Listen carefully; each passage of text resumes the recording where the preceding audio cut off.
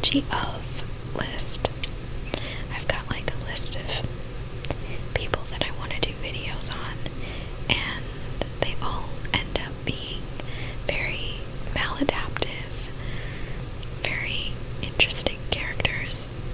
The last two that I did were Loki and Thanos, so Azula fits right in. Anyway, that is long enough of an intro. So I wanted to first start off this video with, before I get into the essay,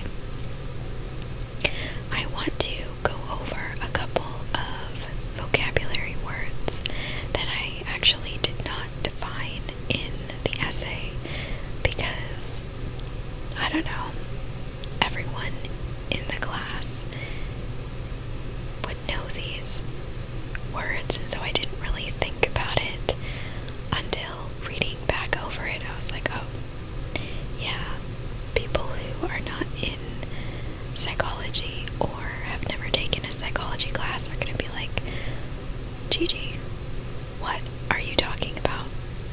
So, instead of editing my essay like a good writer, I'm just going to read to you these definitions and stuff, and then talk about them a little bit, maybe, I don't know, whatever we have time for. And then I also wanted to include some information from another class that I took, where I did some research on narcissism.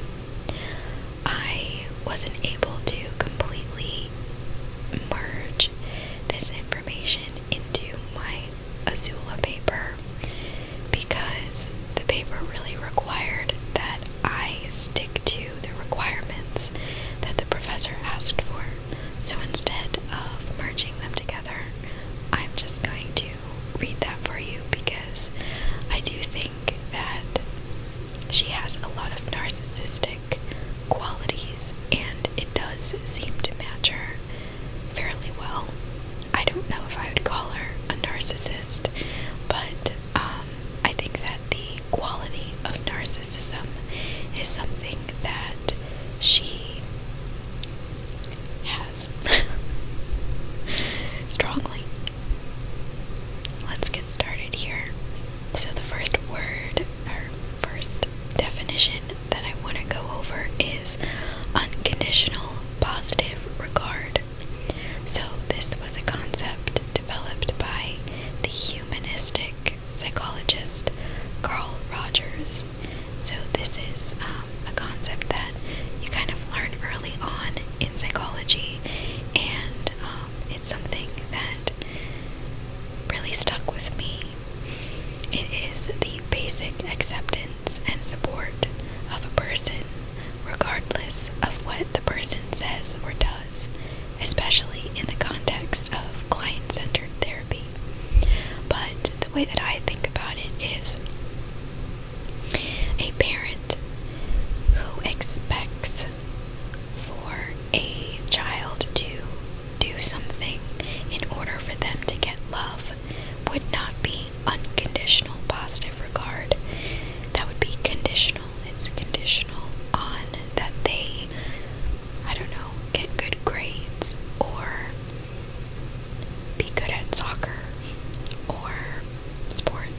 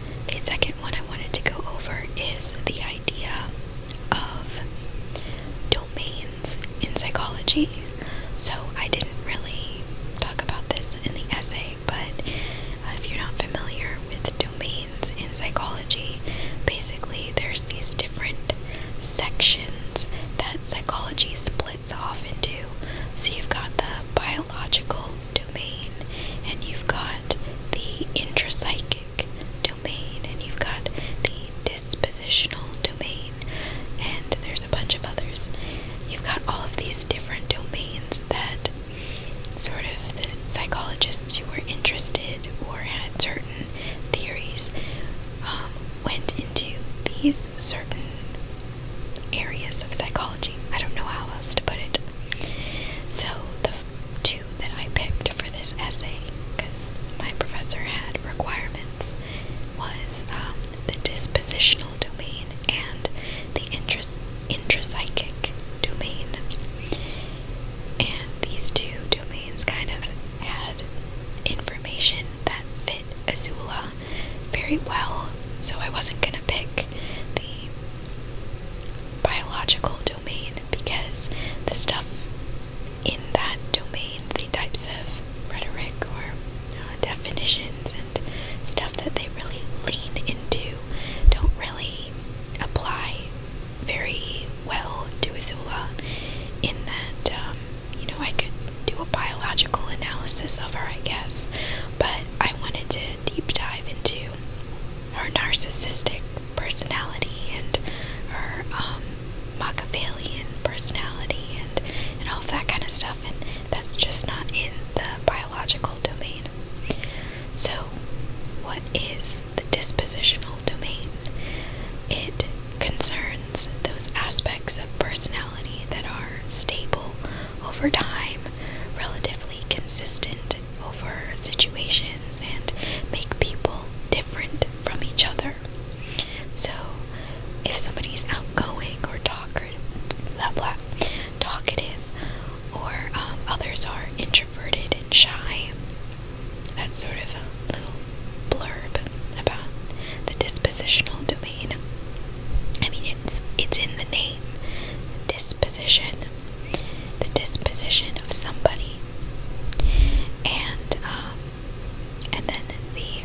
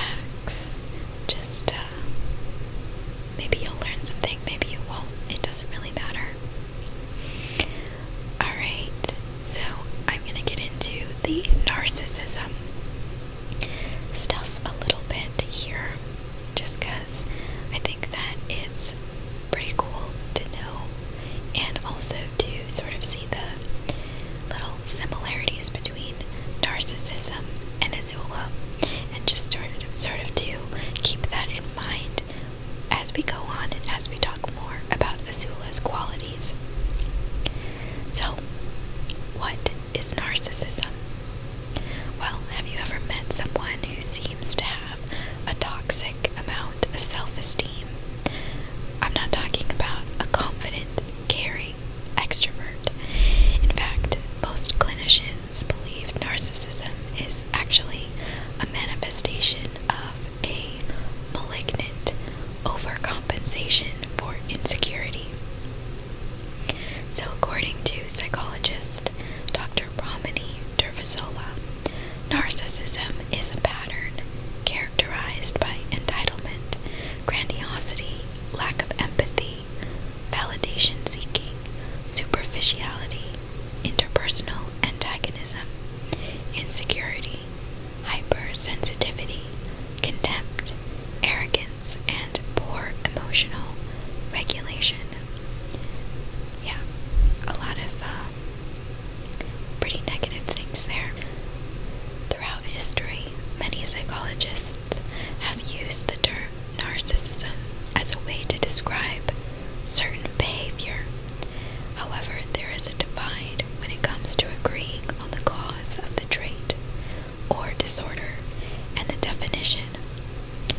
While psychologist Dr. Jean Twenge associates the trait with high self-esteem, others who utilize the 5-factor model of personality argue its roots in self-consciousness. Due to narcissism being defined inconsistently in different areas of psychology, it can be difficult to pin down a consensus on the construct. However, according to Pincus and Lewinsky, pathological narcissism and narcissistic personality disorder are separate. They propose the relationship between pathological narcissism and the DSM-5 narcissistic personality disorder parallels the relationship between psychopathy and DSM antisocial personality disorder, in that psychological narcissism is an encompassing term, and narcissistic personality disorder is a diagnosable disorder according to the DSM-5. I hope that wasn't too boring, but I think that it's quite interesting how narcissism gets diagnosed and what it's defined as, and if it can even be diagnosed. So, why is narcissism considered a disorder? Many people believe narcissism is just a person being a jerk, and others strongly believe that it's a diagnosable mental disorder. However, this brings on the question, what makes something a disorder?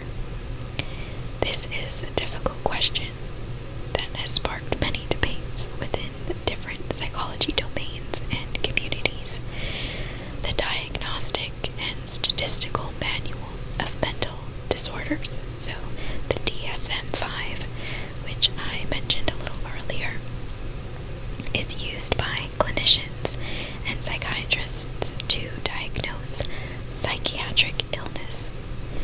The DSM provides rigorous and reliable diagnostic criteria for conditions such as major depressive disorder and social phobia. Definitions of mental disorders in the DSM-5 consider 5 factors. 1. A behavioral or psychological syndrome or pattern that occurs in an individual. 2. Reflects an underlying psychobiological dysfunction. 3. The consequences of which are clinically significant distress. So,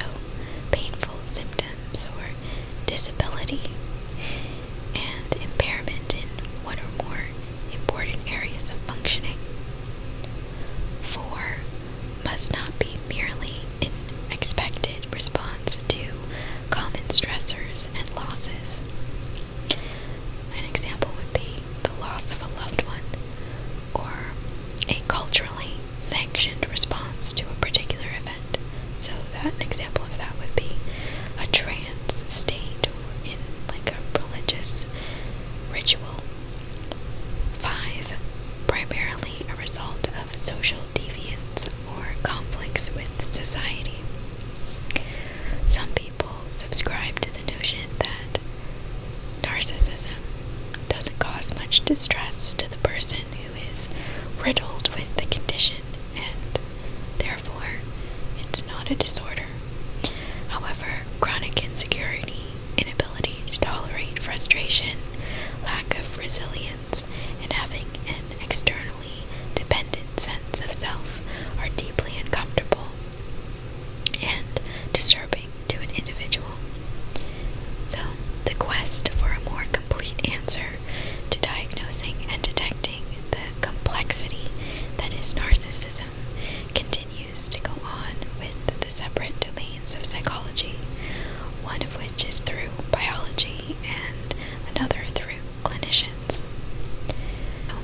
I hope that was a good introduction to narcissism, and I wonder if you can see similarities between that and Azula in what you've witnessed through the show.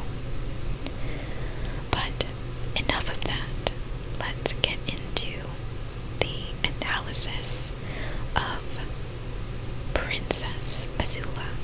Princess Azula was one of the main antagonists in the hit TV show Avatarthelastairbender. She was hated and feared by many in the show and by the audience.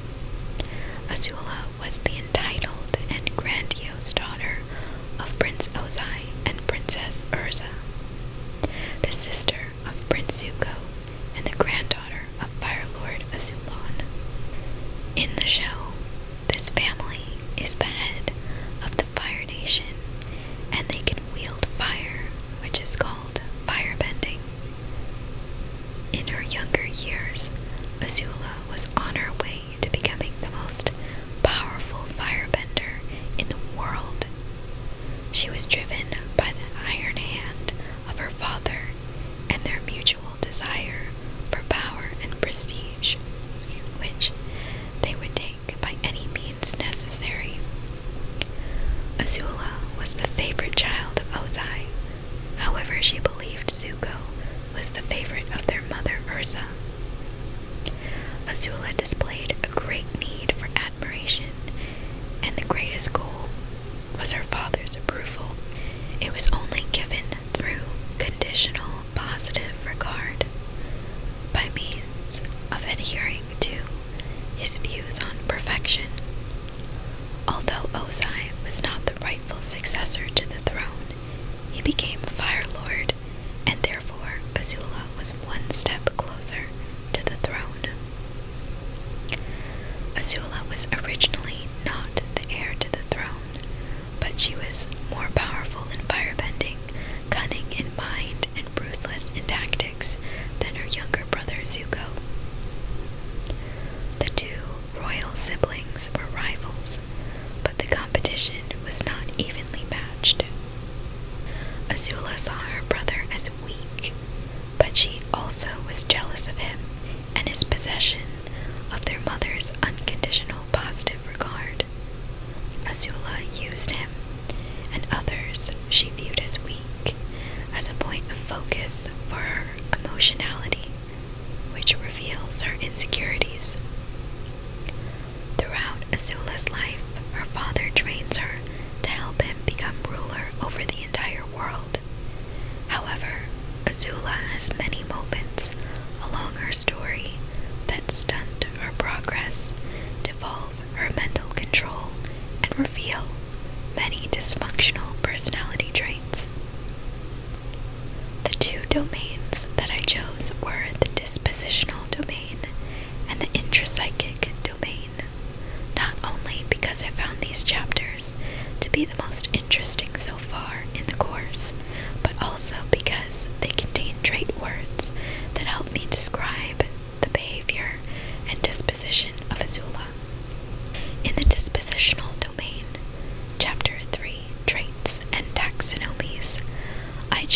terms psychoticism and the dark triad. Psychoticism, as exemplified in Isaac's taxonomy, is an encompassing word that covers many traits: aggressive, egocentric, creative, impulsive, lacking empathy, and antisocial. The dark triad is a term coined by Paulus and Williams and refers to 3 personality traits: psychoticism, narcissism, and Machiavellianism. Generally, the dark triad refers to individuals with subclinical symptoms of the traits. However, Machiavellianism is not a mental health disorder, but instead a tactical philosophy. High scorers on the dark triad of personality questionnaire are cynical, do not align with moral principles, and believe interpersonal manipulation is the key for success. In the dark triad, narcissism is a trait and not a diagnosable disorder. So an example was the before mentioned narcissistic personality disorder that is defined in the diagnostic manual that psychologists use to diagnose people with mental disorders. This narcissism is a broad term that includes many traits: entitlement, grandiosity, lack of empathy, validation seeking, superficiality, interpersonal antagonism, insecurity, hypersensitivity, contempt, arrogance, and poor emotional regulation. In Chapter 4, Theoretical and Measurement Issues, I chose the terms avocation and manipulation. Avocation is when personality traits within a person may conjure certain responses from other people. Manipulation is when someone intentionally changes a social situation by using behavioral techniques in order to change the environment. For the last chapter of the dispositional domain, Chapter 5, Dispositions over Time, I chose the terms personality coherence and temperament. Personality coherence is simultaneously a developmental change and continuity of a personality, where the individual's level of a trait stays the same. However, the manifestation of the way the trait is expressed has changed. Temperament is where a person's differences in emotionality and arousability occur early in life and are associated with heritability. Now moving on to the next domain. The intrapsychic domain contains many useful terms that describe ways in which personality issues manifest themselves into certain behavior. In Chapter 9, Psychoanalytic Approaches to Personality, I chose displacement and projection. Displacement is a defense mechanism where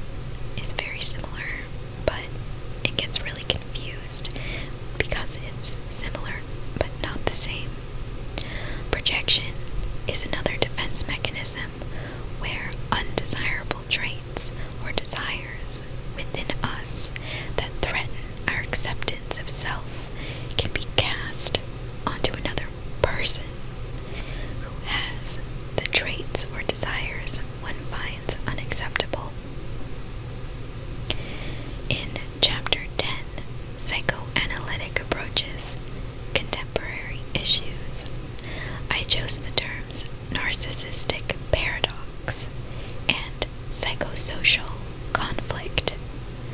The narcissistic paradox is the idea that although a narcissistic person appears to have a high self-esteem and love of self, in reality, they actually have low self-esteem and need to supplement their insecurity and esteem needs with a constant supply of validation, encouragement, and acceptance.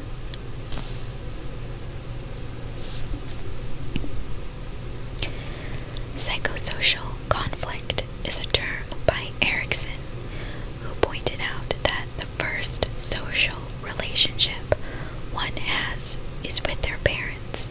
Therefore, the first issues with trust, autonomy, and being taught how to grow up into an adult can possibly be traced back to those original relationships.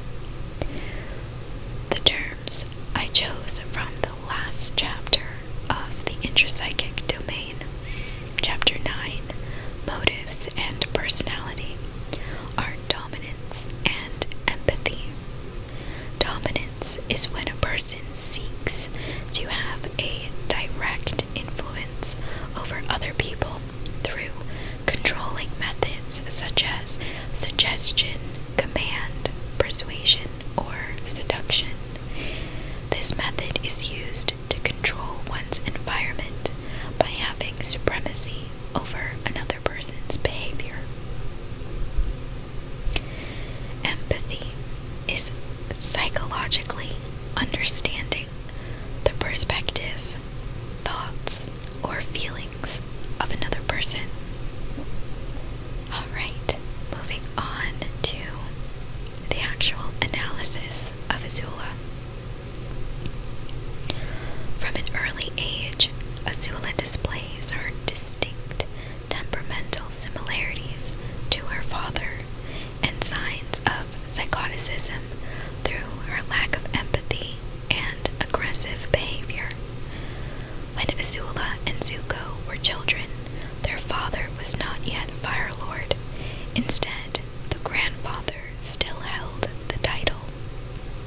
Their uncle, who was next in line to the throne, had just lost his only son and abandoned a battle. In an attempt to usurp the throne, Ozai tried to convince Fire Lord Azulon to give the title to him instead.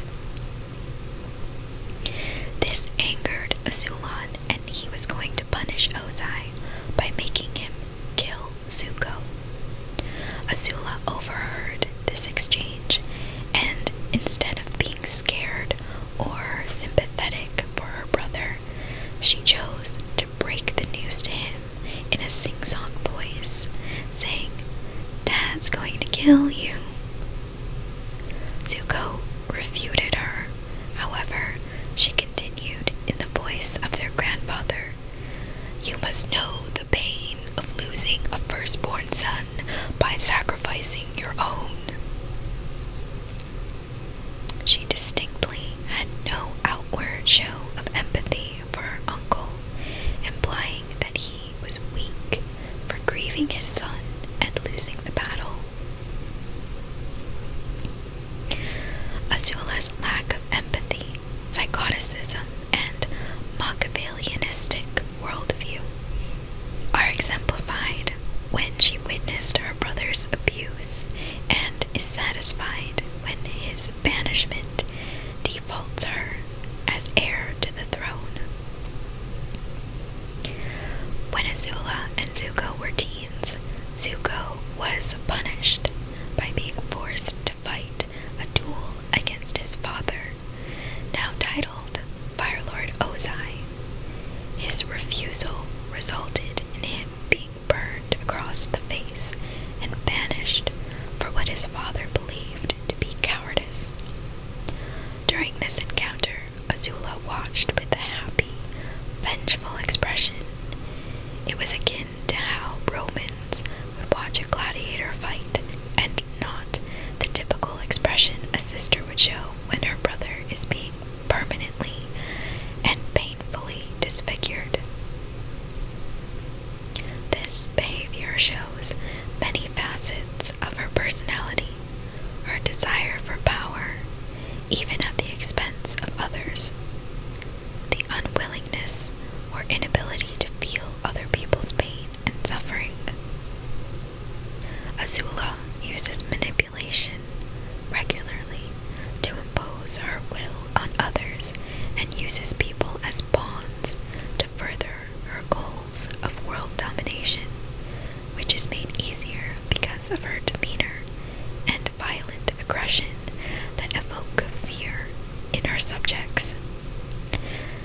despite her aggressive tendencies, Azula did have friends, May and Tylee. Azula exemplifies her use of power and influence when she asked Tylee to go on a mission. Tylee refused and instead wished to stay working with the circus, expressing that it made her happy. Azula would not take no for an answer and instead commanded the circus ringmaster to make Tylee's act deadly, which forced Tylee's hand.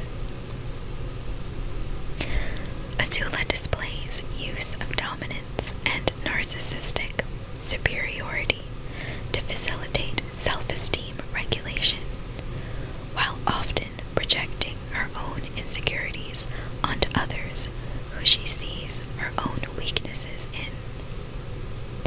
Azula demonstrates her ability to pinpoint weaknesses in her opponents and exploit them for her own gain. In episode 43, she plays a beach game and beats the other team with overkill.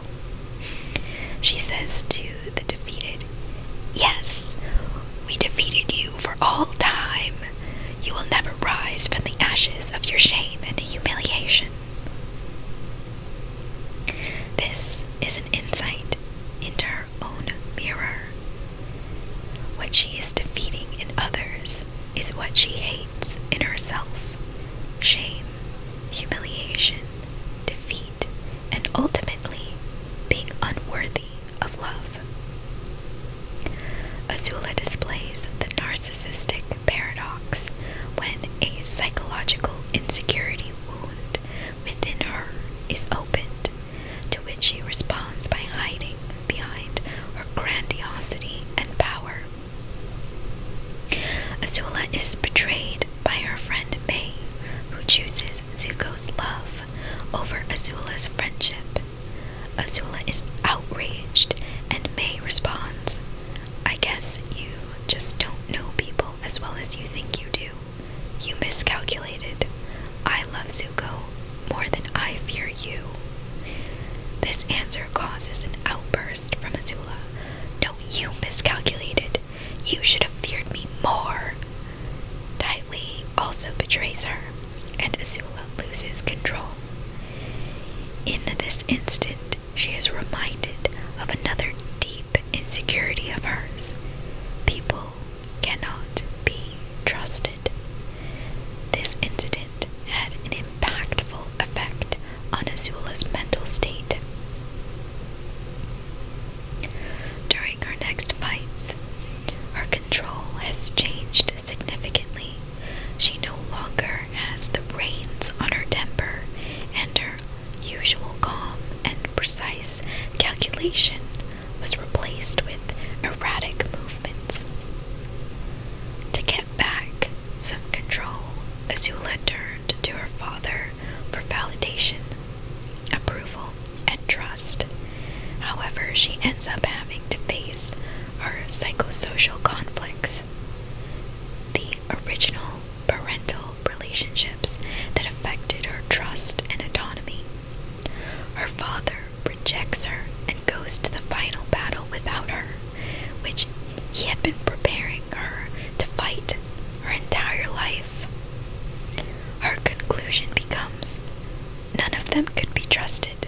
Sooner or later, they all would have betrayed me. This leads Azula to displace her emotions onto others and banish almost everyone from the palace. In her mental crisis, she has a hallucination of her mother, and Azula says, "You think I'm a monster." Her mother responds, "I think you're confused. All your life, you've used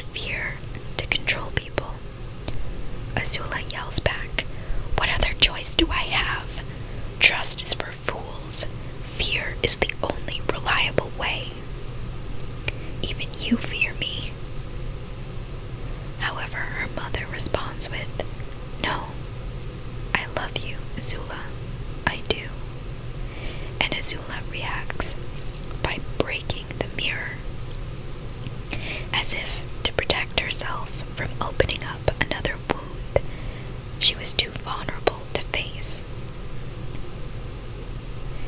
Azula examples personality coherence throughout her development. When younger, Azula was manipulative, dominant, and displayed antisocial behaviors which suggest psychoticism and a drive to achieve her goals by any means necessary, which suggests Machiavellianism. She shows that the manifestation of these traits has changed from taunting and mocking other people's vulnerability to unethically climbing the social ladder. However, the level of the traits has stayed stable. Before Azula is crowned Fire Lord, Zuko tries to stop her. Her fighting had devolved greatly, and she used unbrandished power, had a feral demeanor, and no longer used the control which she wielded so flawlessly before. She would not have been able to beat her brother in this state, and instead aimed at Katara, trying to win by any means necessary. Moving on to the last part of the essay. The dispositional and intrapsychic domains are similar in many ways, but their goals are different. The dispositional domain's goal is to identify and measure the most impactful ways in which our personalities are different from each other, whereas the intrapsychic domain's goal is to research and hypothesize the unconscious motives that drive us. This causes a difference in the types of words they use to describe behavior that is observed. The main words in the dispositional domain, openness, conscientiousness, etc., are to show where people are on a range of different emotionality. However, the intrapsychic domain's standout words, projection, sublimation, etc., are ways which people react to stimulus and take action. Although these two domains have many differences, they also share similar qualities. They both go into some of the deeper, descriptive words that have darker themes and study how these behaviors can have an effect on others in the environment, such as how a person who projects a lot can have difficulty maintaining relationships, or a person who is high in neuroticism can have difficulty maintaining marriage. In this way, they have a unifying goal to understand the mind and use those discoveries to help people.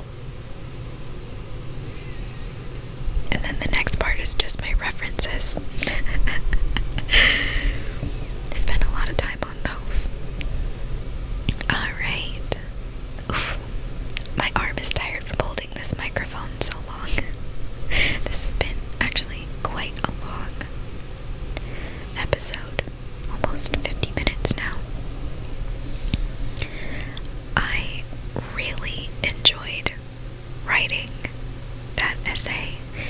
It was like the saving grace of the end of my semester, and although it was a lot of work to go through all the footage of Azula and what people in the show, like Zuko, had said about Azula, it was very fun.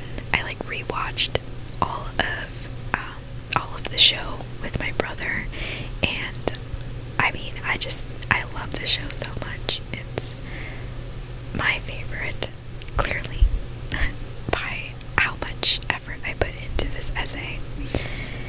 But yeah, I hope that you learned something from this essay, and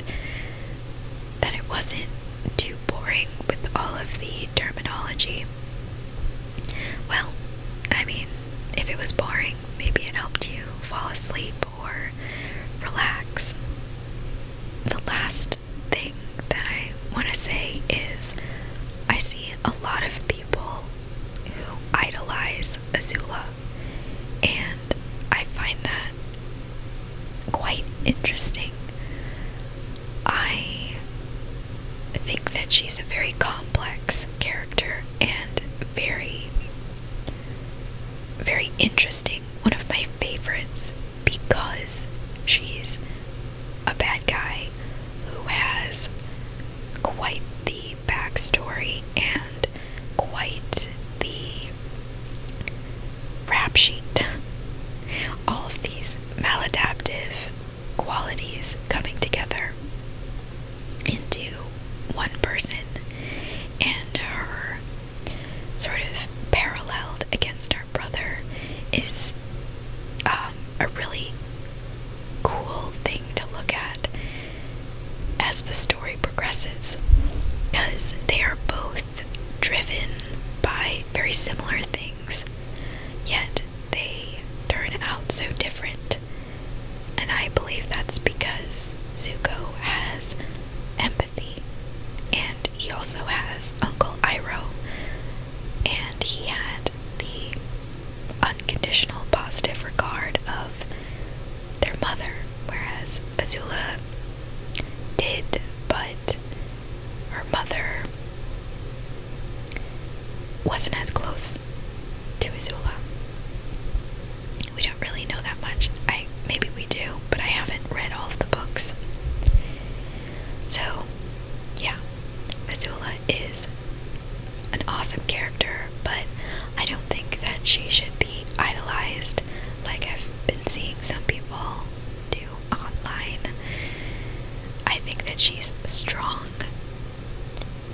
outwardly, but inside I think she's really broken, and I think that we should look up to characters who share vulnerability and have empathy and get help and don't bottle things up and